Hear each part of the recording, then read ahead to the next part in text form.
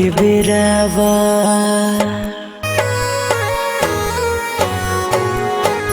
अर्घ के बेरावा कहरी जान देरावा बदरवा चिरी उग जाए जी। अर्घ के बेरावा कहरी जान देरावा बदरवा चिरी उग जाए जी। लागे जड़ पनिया में लागे जड़ पनिया में कहरी ना बेरावा बदरवा चिरी उग जाए जी। अर्घ के बेरावा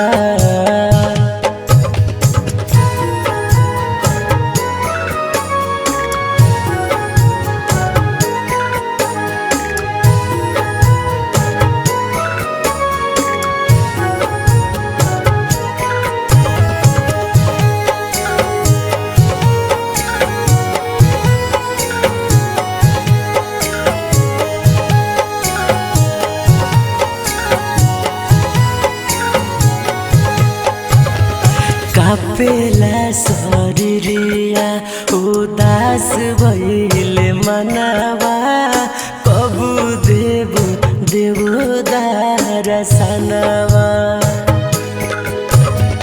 भूखली तिवैयन के मानली कहनवा पूरा करी आई के सपनवा।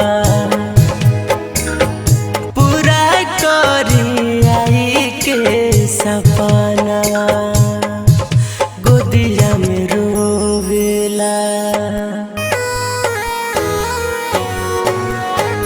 गोदिया में रोवेला छोटका ललनवा बदरवा चिरी उग जाए जी। अर्घ के बेरावा कहरी जान देरावा बदरवा चिरी जाए जी। अर्घ के बेरावा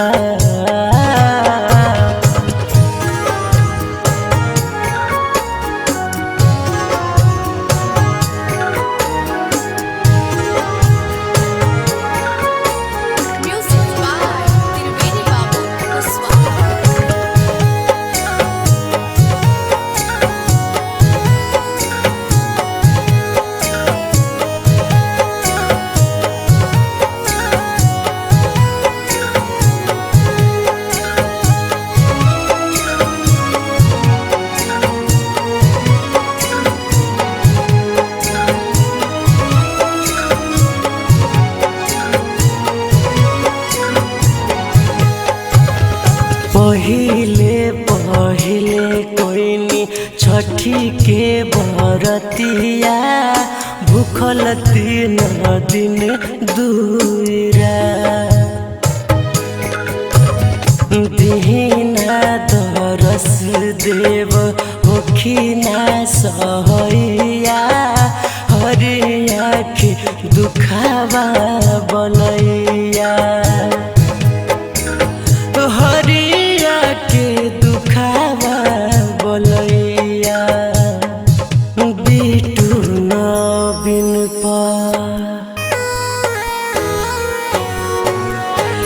बिटू नवीन फेरी ना नजरावा बदरवा चिरी उग जाए जी। अर्घ के बेरा